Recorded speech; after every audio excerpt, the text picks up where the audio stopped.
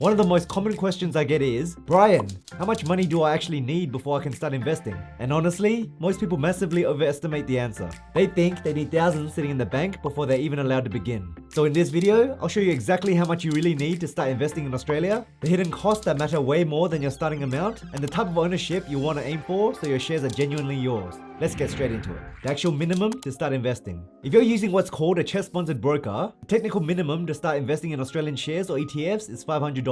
That's it. Not $5,000, not $50,000, $500. I'll explain what CHESS-sponsored means shortly and why many long-term Australian investors prefer it for the direct ownership. But for now, just know that there's a rule set by the ASX called the minimum marketable parcel. This rule means the very first time you buy into a particular share or ETF, that purchase has to be worth at least $500 or more. After that, you can usually top up the same shares with as little as $20 at a time. So if you assumed you needed some huge pile of cash to begin, then that's good news. The starting line is a lot closer than you think. And if $500 still feels like a stretch right now, that's completely fair. Plenty of people are in that boat. There's no rush. Just treat it as a small savings goal. First mini finish line, if you will. And there's something nice about saving it up anyway, because by the time you get there, you've already proven you can set aside money consistently, which is the exact habit that makes a good investor. There's also a psychological upside to that $500 being a proper amount rather than a couple of dollars. It's enough that you actually feel like you've got some skin in the game. So you'll pay attention and take it seriously. But it's not so much that a wobble in the market would hurt. That little bit of, okay, there's real money now, is often what turns someone from reading about investing into actually doing it.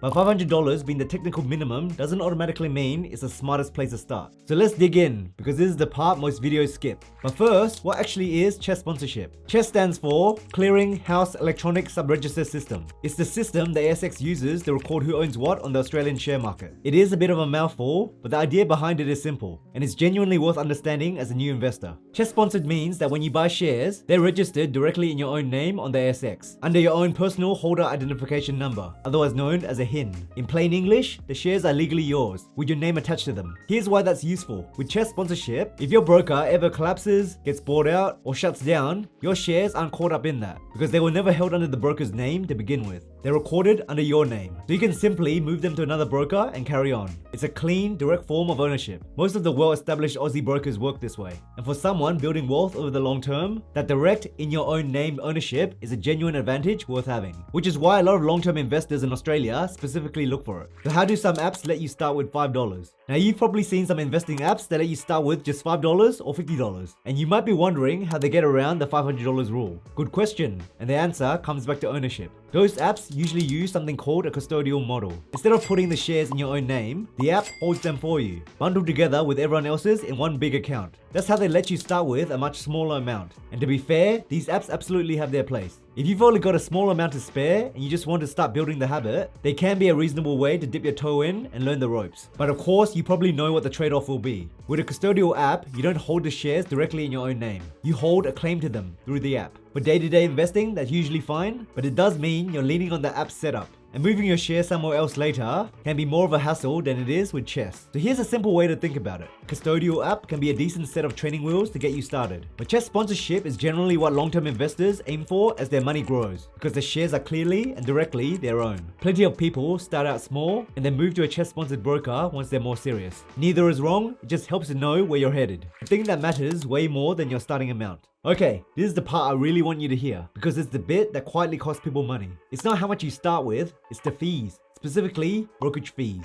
Brokerage is the fee you pay each time you buy or sell shares. And here's why it matters so much when you're starting small. It's all about brokerage as a percentage of your trade. Let me show you with real numbers. Say you pay $15 in brokerage on a $1,000 trade. That $15 is 1.5% of your money gone before you have even begun. Annoying, but survivable. That same $15 on a $500 trade, now it's 3%. And on a tiny $100 trade, that $15 is a whopping 15% of your money vanishing on day one. So the smaller the trade, the more the fees eat. Think about that last example. If you're paying 15% upfront, your investment has to climb 15% just to get you back to square one. That's a brutal head start to give away. So the real lesson is this. Starting small is genuinely fine, and I encourage it. But starting small with high brokerage is where people quietly hurt themselves. And a lot of new investors don't know better. That's why they do it. Which is why the broker you choose and the fees it charges matters just as much as the amount you begin with. So what should you actually aim for? If you're using a low-cost CHESS-sponsored broker, around the $500 mark is a reasonable place to make your first move, especially into a diversified ETF, which spreads your money across hundreds of companies at once, rather than putting it all on a single stock. The ASX itself suggests around $2,000 as a general starting guide. The reason is simple. At that level, the brokerage fee becomes a smaller percentage of your trade, so more of your money is actually invested rather than lost to fees. That said, don't let the $2,000 figure put you off if you've got less. Everyone is in a different situation. It's really about finding a balance. Enough that fees aren't taking a big bite, but not so much that you put it off for years and miss out on time in the market.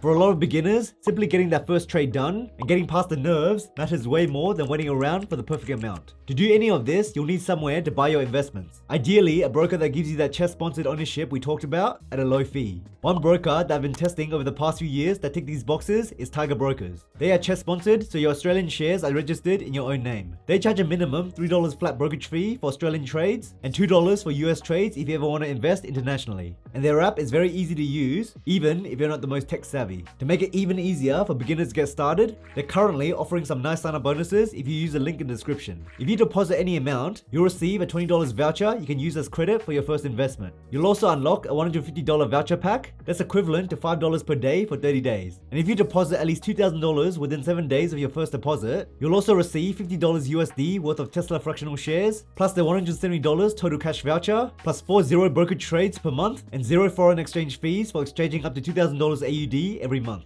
So if you're interested, use the link in the description to claim all the free bonuses on screen. Please note, terms and conditions do apply, so make sure you check the details before signing up. Enjoy. A few costs beginners forget to factor in. So before you dive into this whole investing thing, let me quickly flag a few other costs so nothing catches you by surprise. Because brokerage isn't the only fee in the game. First, ETF management fees. If you buy an ETF, the fund charges a small annual fee, usually a fraction of a percent for running it. It's tiny, but it's worth knowing it's there. And not all ETFs charge the same management fee, so make sure you do your own research. Second, currency conversion fees. If you buy US or international shares, you'll usually pay a small fee to convert your Aussie dollars. So that's something to factor in if you go global. And third, any platform or account fees. Some brokers charge a monthly or annual fee just to have their account, and plenty don't. So it's worth checking before you commit. None of these should scare you off. They're just a small print worth understanding, so you go in with your eyes open rather than getting surprised later. The real answer to the question. So let's bring it all together. How much do you actually need to start investing in Australia? Well, technically, it's $500 or more for your first trade on a CHESS-sponsored broker. From there, a reasonable range is somewhere around $500 to $2,000 with a low-cost broker, so your fees stay small and more of your money goes to work. Honestly, the exact number was never really the main thing. Starting small is completely fine. What actually matters more is that you actually start, you keep going, and over time you build toward that direct in your own name ownership. Because here's something worth being honest about. The person who starts small today and keeps at it tends to do far better than the person who spends the next 5 years waiting for the perfect $10,000 and the perfect moment.